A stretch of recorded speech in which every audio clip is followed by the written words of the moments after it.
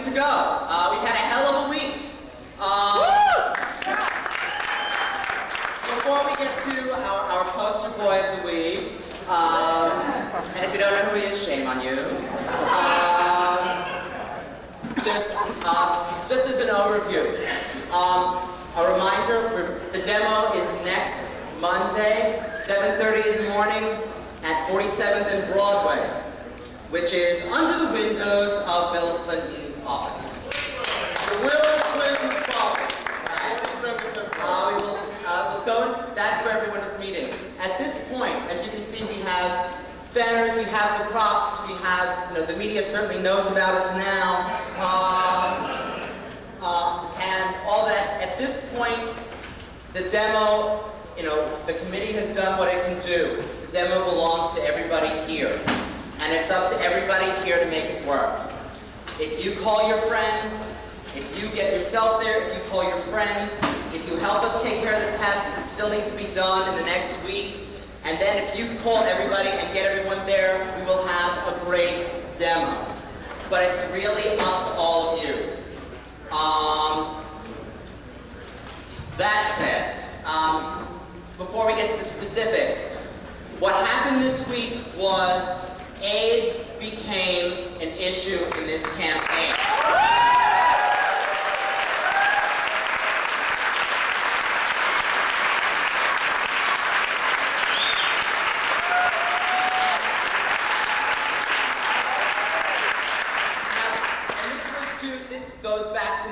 This goes back to the work that Frank and Michael and the people from ACT UP Seattle and ACT UP Presidential Project have been doing.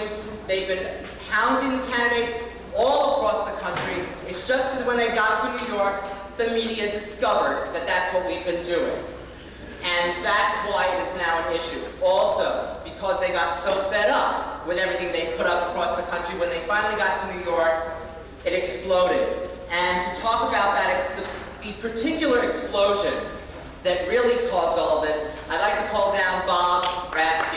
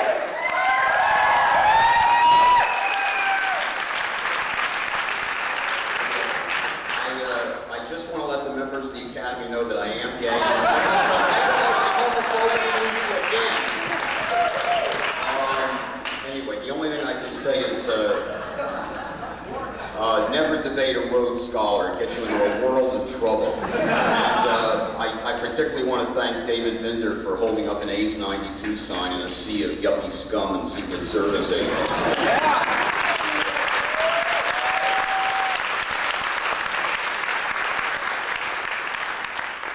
I just want to emphasize what Ron said. This is less about me than it is about people like Michael Petrellis and Frank Smithson, who have followed candidates.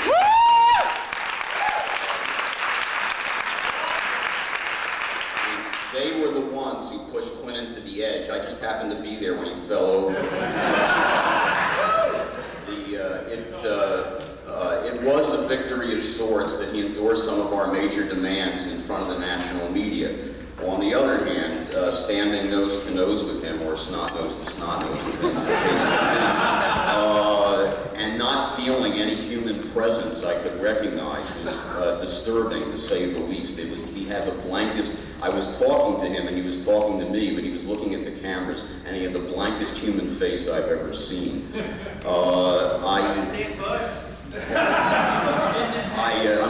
I closed my eyes at the sight, so maybe I can't make a comparison. But it looks like what we have to do is to keep forcing these clowns to say the right thing, so that if one of them happens to become president, we can hold them accountable for doing the right thing.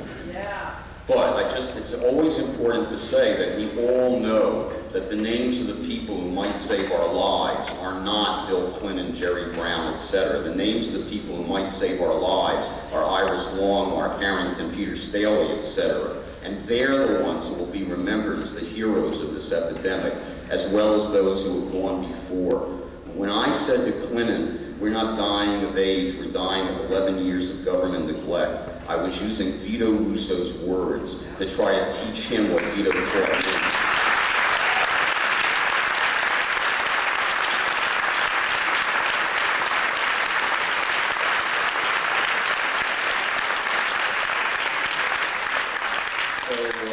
So let's go ahead with our Election Action Monday and anything else that follows. The Democrats are foolish enough to bring their convention to us, so I'm sure we'll be able to figure out something to do around that. Let's do it all, and let's give them hell, but let's never forget how insignificant they are compared to us.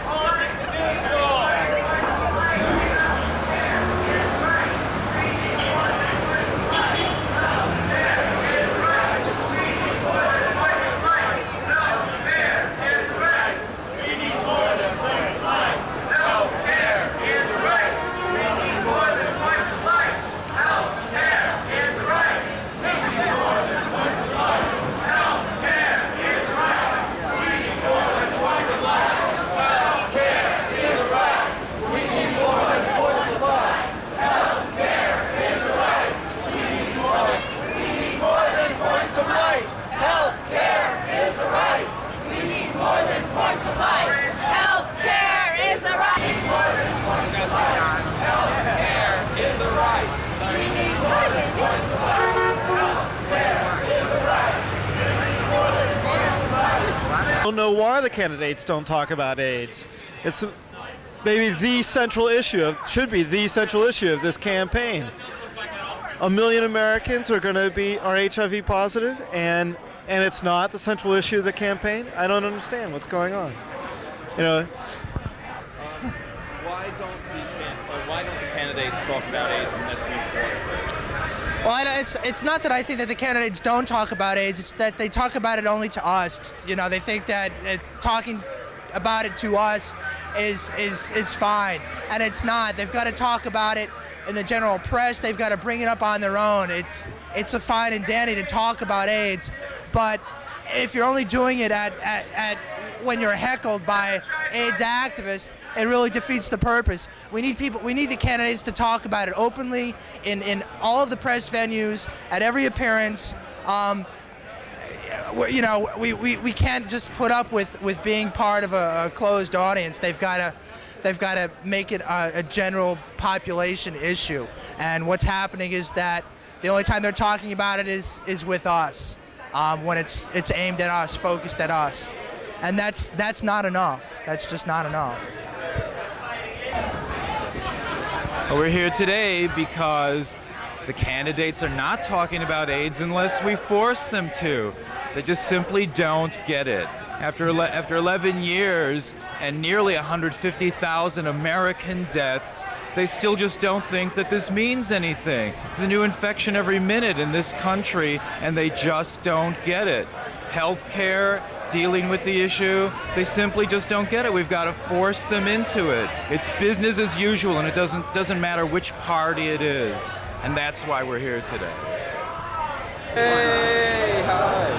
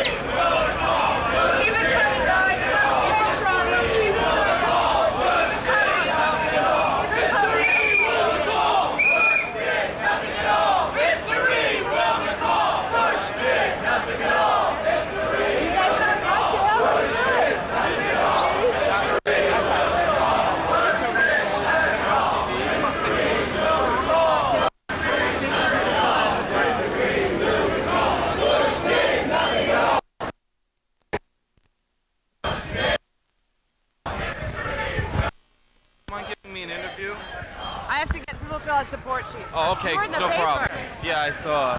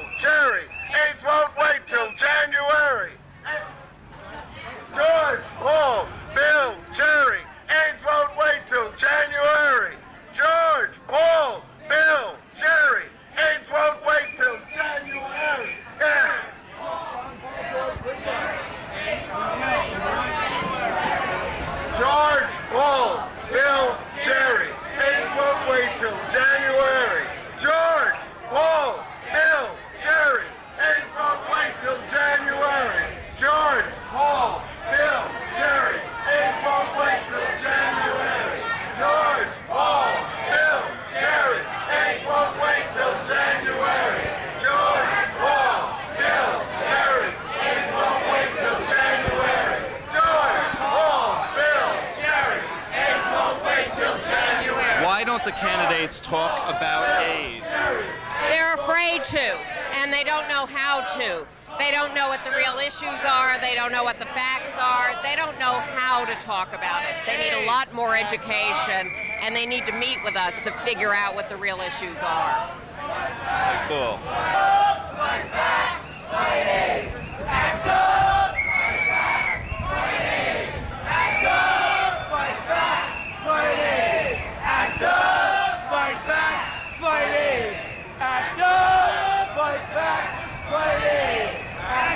Why don't the candidates talk about AIDS? The candidates don't talk about AIDS because I think it's a hot issue and they're afraid to talk about it.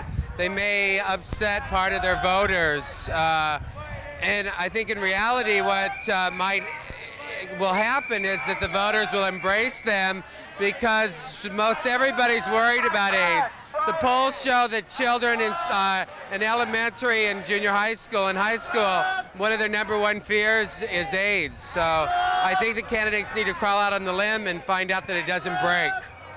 What else do the candidates need to do that they aren't doing? Well, the candidates need to come up with a comprehensive plan to end AIDS, not just only one-page position papers that they came out with.